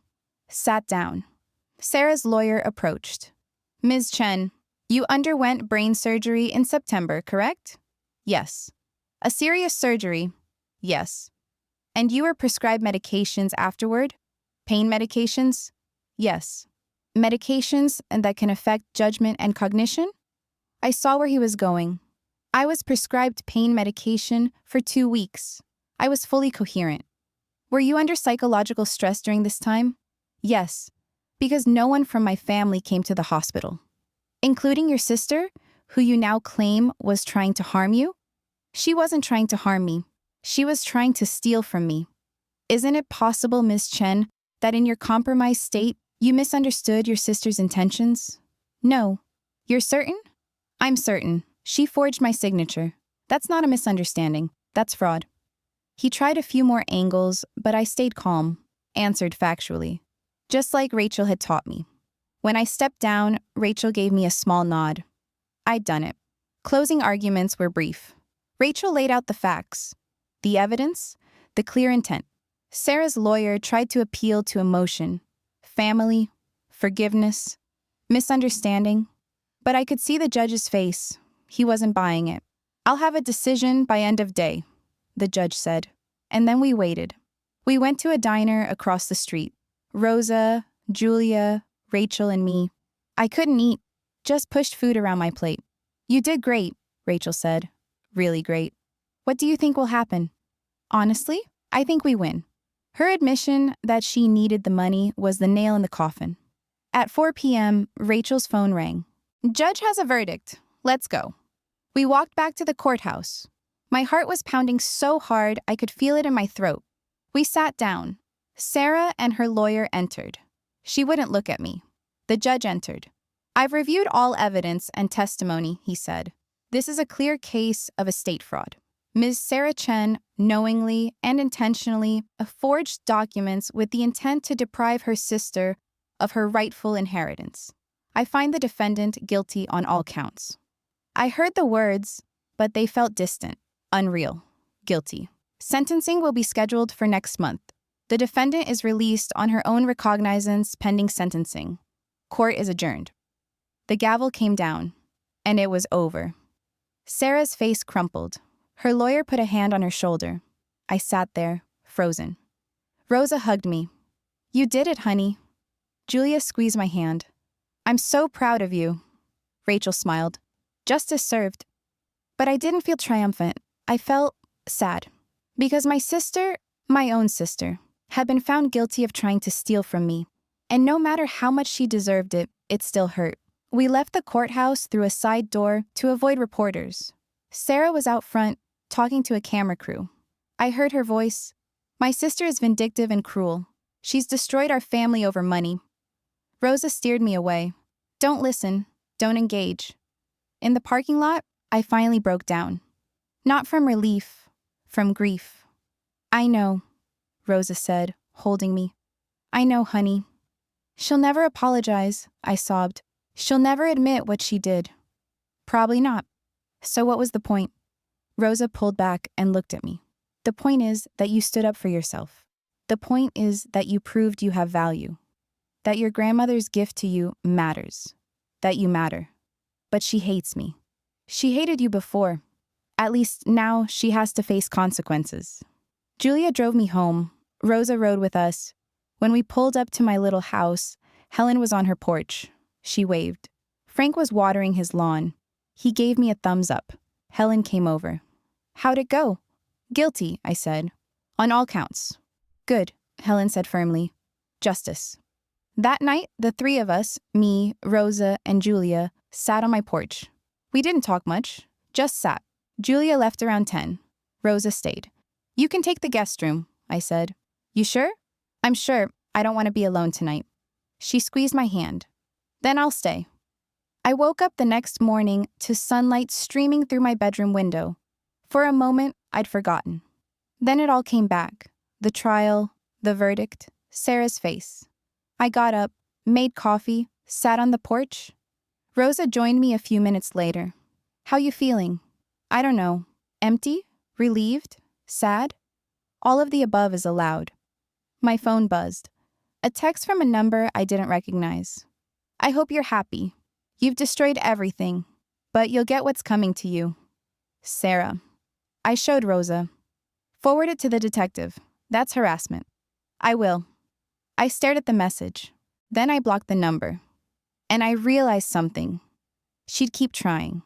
Keep lashing out, keep painting herself as the victim. But it didn't matter anymore. Because I'd won. Not just in court, in life. I had my house, my freedom, my peace. And she had nothing but her anger and her lies.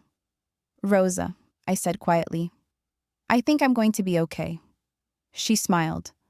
Honey, you already are. A week later, I got a call from Rachel. Mia, Sarah's been sentenced. 6 months in jail, 3 years probation, and restitution. Restitution? She has to pay back the money she took from attempted sale proceedings, plus court costs. How much? About $30,000. I was quiet. Mia? You there? Yeah, I'm here. I don't know how to feel. Feel however you feel. That's allowed. After we hung up, I sat with it. My sister was going to jail for 6 months. Because of me. No. Because of her choices. I had to keep reminding myself of that. I threw myself into my new life. I joined Helen's book club. Started volunteering at the local library. Took up painting. Julia visited every few weeks. Rosa called every other day. My therapist helped me process it all. The grief, the guilt, the relief. You're allowed to miss her, Dr. Kim said, even after everything she did. Is that weird? It's human. You're mourning what could have been. That's normal. Will it ever stop hurting? Yes, but it takes time. 3 months after the trial, I was planting spring flowers when a car pulled up. My stomach clenched, expecting trouble. But it was just a postal worker. With a certified letter. I signed for it, opened it. It was from Sarah. My hands shook. Mia, I'm writing this from jail. My lawyer said I shouldn't contact you, but I don't care anymore. You won. Are you happy now? You got the house, the money, the satisfaction of watching me lose everything. I hope it was worth it. I hope destroying your only family was worth it. You'll end up alone, Mia. You always do. Because you push away everyone who tries to love you. Don't bother writing back. I don't want to hear from you. Sarah. I read it twice. Then I did something I wouldn't have done 3 months ago. I tore it up. And I threw it away. I didn't need her forgiveness. I didn't need her to understand. I didn't need anything from her at all. I was done. That evening, I sat on my porch with a glass of wine. Helen came over. We talked about nothing. The weather, her grandkids, the new coffee shop opening downtown. Normal things, good things. And I realized something. This was my life now. Quiet, simple, mine, no drama, no manipulation, no walking on eggshells, just peace. And my phone buzzed. Rosa. Thinking about you. How's today? Me. Good, really good. Rosa. Proud of you, kid. Me. Thank you for everything. Rosa. That's what family does. Family, real family. The kind you choose, the kind that chooses you back. I looked up at the stars, and I whispered, thank you, Grandma, for giving me away, out, for believing I was strong enough to take it. The wind rustled through the trees, and I swear, for just a moment, I felt her there, smiling, proud, free, just like I was now, 1 year later. I woke up to sunlight streaming through the bedroom window and the smell of coffee brewing. For a moment, I was confused. Then I remembered. Julia was here for the weekend. I padded downstairs in my pajamas. She was already on the porch, 2 mugs of coffee waiting. Morning, she said with a smile. Figured you'd be up soon. You didn't have to make coffee. I know, but I wanted to. She handed me a mug. Big day today. Big day. The anniversary. 1 year since I woke up alone in that ICU. 1 year since everything changed. You okay? Julia asked gently. Yeah, I'm okay. And I meant it. The house looked completely different now. I'd painted the exterior a soft sage green. Added flower boxes to the windows. The garden was full. Tomatoes, peppers, herbs, flowers. Inside, every room reflected me. My books on the shelves, my paintings on the walls, my grandmother's quilt on the bed, but mixed with my own style now. It was fully, completely mine. I'd started a small online business, graphic design for small businesses. Nothing huge, but enough to pay the bills and save a little. Enough to feel proud. I'd made friends. Real friends. Helen and I had coffee every Tuesday. Frank taught me how to fix things around the house. The book club had become a highlight of my month. I'd even started dating. Nothing serious yet, but I'd gone on a few dates with a guy named Marcus, who owned the bookstore downtown. He was kind, patient. He made me laugh. And when I told him I needed to take things slow, he said, "Of course, we have all the time in the world. No pressure, no demands, just possibility." That afternoon, Rosa arrived. She'd been coming up once a month, sometimes more. "My favorite place," she always said when she walked through the door. We had a tradition now. The last Saturday of every month, we'd cook together. Try a new recipe. Sit on the porch and talk until late. Today, we made lasagna. My grandmother's recipe. "She would have loved seeing you like this," Rosa said, layering noodles. "Like what? Happy, strong, free?" I smiled. I think she knew this was coming. That's why she gave me the house. She gave you more than a house, Mia. She gave you permission to choose yourself. That evening, Helen hosted a small gathering. Just the neighbors. Julia, Rosa, Marcus came too. We sat in Helen's backyard, eating, laughing, telling stories. At one point, Frank raised his glass. "To Mia, 1 year in Millbrook, best neighbor we could ask for." Everyone cheered. I felt tears prick my eyes. Good tears. "Thank you," I managed, "for making this place feel like home." "You made it home," Helen said. "We just showed up." Later, Marcus walked me back to my house. "You have good people," he said. "I do. I'm lucky." "They're lucky too," he smiled. "Can I see you? This week? Maybe dinner?" "I'd like that." He kissed my cheek. Sweet. Respectful. Then he left. And I stood on my porch, looking at my little house, my quiet street, my new life.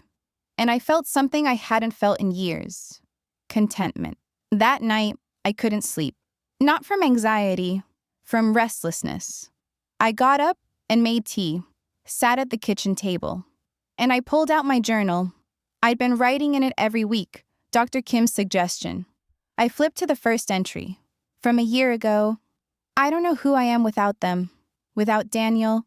Without Sarah. I've spent so long being what they needed. How do I be just me?"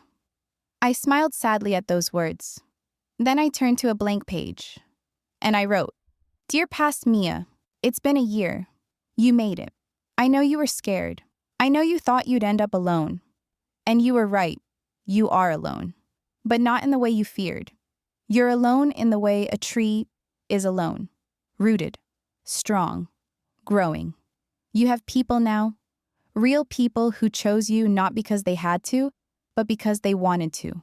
Rosa, who became the mother figure you needed. Julia, who saw you when you were invisible. Helen, Frank, Marcus, and all the others who make this town feel like home. You built this. From nothing. From heartbreak and betrayal and loneliness.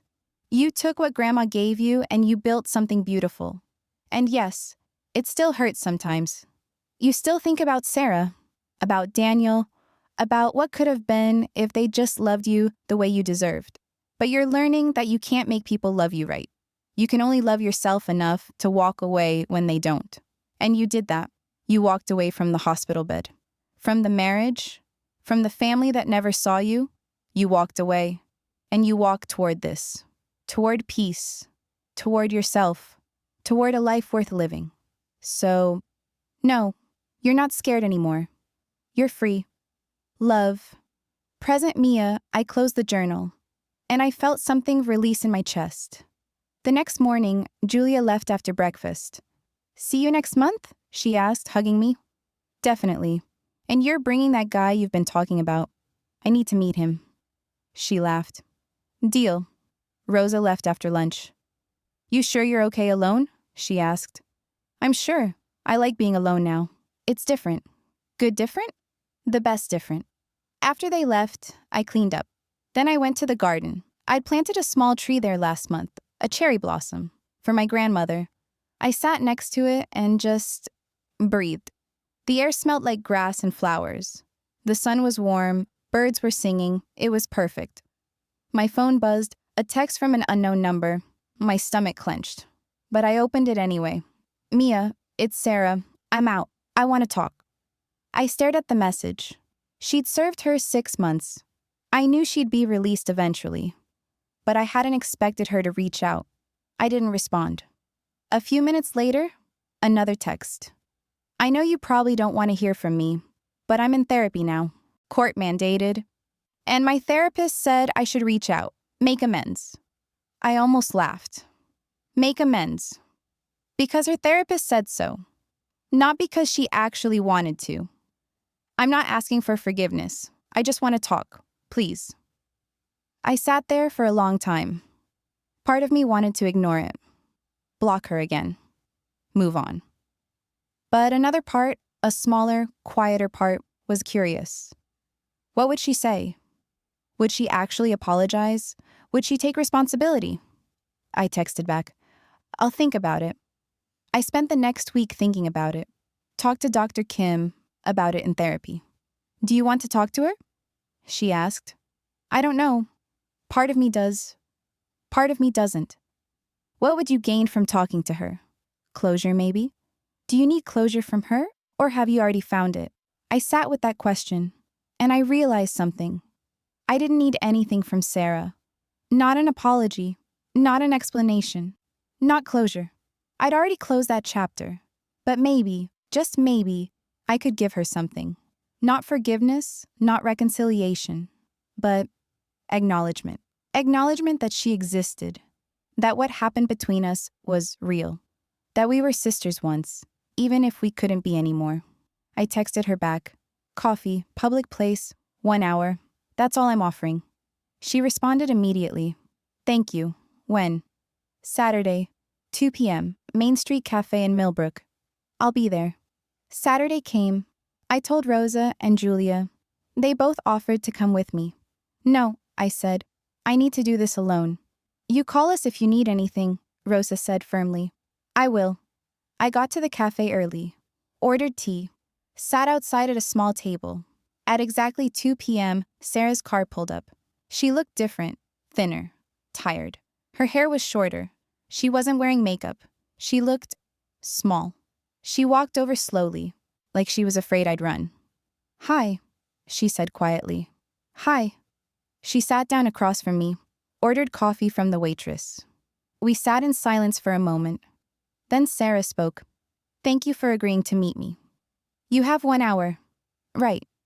She took a deep breath. Mia, I don't even know where to start. How about the truth? She flinched, but nodded. Okay, the truth. She looked down at her hands. I was jealous. Of you, always. I blinked. That wasn't what I expected. Grandma loved you more, she continued. Mom loved you more. Everyone always loved you more. And I hated it. I hated that you were the baby. The one everyone protected. The one who got sympathy. Sarah, let me finish, please. Her voice cracked. When Grandma died and left everything to you, it felt like confirmation. Like proof that I didn't matter. That I never mattered. So you tried to steal it. Yes. She looked up, eyes shiny. I told myself I deserved it. That it should have been split evenly. That you didn't need it as much as I did. She wiped her eyes. But the truth is, I was just angry and spiteful. And I wanted to hurt you the way I felt hurt. I sat there, processing. The festival, I said quietly. Why didn't you come to the hospital? She closed her eyes. Because I didn't want to. Because I knew if I came, I'd have to deal with your pain. And I didn't want to. I wanted to have fun. I wanted to forget about everything for one weekend. She looked at me. I chose myself over you, and I'm sorry. Are you? Or are you just saying what your therapist told you to say? Both. She laughed bitterly. My therapist did tell me to apologize, but she also helped me see that I've been a terrible sister. For years. Maybe forever. Yeah, I said. You have. She nodded. Looked down again. I'm not asking you to forgive me, she said. I know I don't deserve that. I wanted you to know that I see it now. What I did. How I treated you. What do you want from me, Sarah? Nothing. I don't want anything. She met my eyes. I just wanted to say I'm sorry. And that you were right to press charges. I needed to face consequences. I probably still need more. I was quiet for a long time. Then I said, I don't forgive you. She nodded, tears sliding down her face. I understand. But I appreciate you saying it. She looked up surprised. I spent a long time wanting you to apologize, I continued, wanting you to see what you did. And now you have. So, thank you for that. Does this mean? No. I cut her off. This doesn't mean we're going to be sisters again. This doesn't mean we're going to have coffee every month or text each other or be in each other's lives. She wiped her eyes. Okay. But it means I'm not angry anymore. I was angry for a long time, and it was exhausting. So I'm letting it go. Not for you, for me. That's fair. We sat in silence. How's your life? She asked quietly. Are you okay? I'm better than okay. I'm happy. Good. You deserve that. I almost argued, almost said, you don't get to decide what I deserve. But I didn't, because she was right. I did deserve it. And her opinion didn't matter anymore. I should go, I said, standing. Wait. She reached into her bag, pulled out an envelope. This is for you. I took it carefully. What is it? The restitution money. I was supposed to pay it to the court, but I wanted to give it to you directly. It's not much, but it's what I can afford right now. I opened the envelope, a check for $2,000. It's all I have, Yuris, she said. I lost my job, my apartment, everything. But I'm working now. I'll pay the rest over time. I looked at the check, then I tore it up. Sarah's eyes widened. What? I don't want your money, Sarah. I never did. But the court can have it, or you can keep it. I don't care. I dropped the pieces on the table. I don't need anything from you. She stared at the torn check, then at me. You really don't, do you? No, I don't. How? Her voice was almost a whisper. How did you do it? How did you just move on? I thought about it. I stopped waiting for you to change. I stopped waiting for you to love me the way I needed. I just let go. I wish I could do that. You can. It's hard, but you can. She nodded slowly. I picked up my bag. Goodbye, Sarah. Goodbye, Mia. I walked away, didn't look back, and I felt light. I drove home slowly, windows down, music playing. When I pulled up to my house, Marcus was sitting on the porch steps. Hey, he said, standing. I hope it's okay I stopped by. I wanted to make sure you were okay. You said you were meeting your sister today. I smiled. It's okay, and I'm okay. How'd it go? Better than I expected. She apologized. Wow, how do you feel? Free. I sat down on the steps. He sat next to me. She said, sorry, and I accepted it. But I also told her we're not going to have a relationship, and I'm okay with that. That takes strength. It took a year of therapy. I laughed. But yeah, I'm okay now. We sat in comfortable silence. Then Marcus said, I know we're taking things slow, and I respect that. But I just want you to know, I see you, Mia, the real you, and I like what I see. My throat tightened. Thank you, I whispered. He smiled, stood. I'll let you have your evening, but dinner this week? Definitely. He kissed my forehead, then left. And I sat there, on my porch, looking at my garden, my home, my life. And I thought about the girl who woke up alone in the ICU a year ago. She'd been so scared, so broken. But she'd survived. More than survived. She'd thrived. That night, I made tea and sat on the porch swing. The stars were out, the air was cool, everything was quiet. My phone buzzed. Rosa. How'd it go with Sarah? Me. She apologized. I accepted, but we're not reconciling. Rosa, how do you feel? Me, at peace. Rosa, good. That's all that matters. Love you, kid. Me, love you too. I put my phone down, and I realized something. This was it. This was the life my grandmother had hoped I'd find. The life I'd hoped I'd find. Not perfect, not dramatic, just good, real, mine. I looked up at the stars. I made it, Grandma, I whispered. I made it.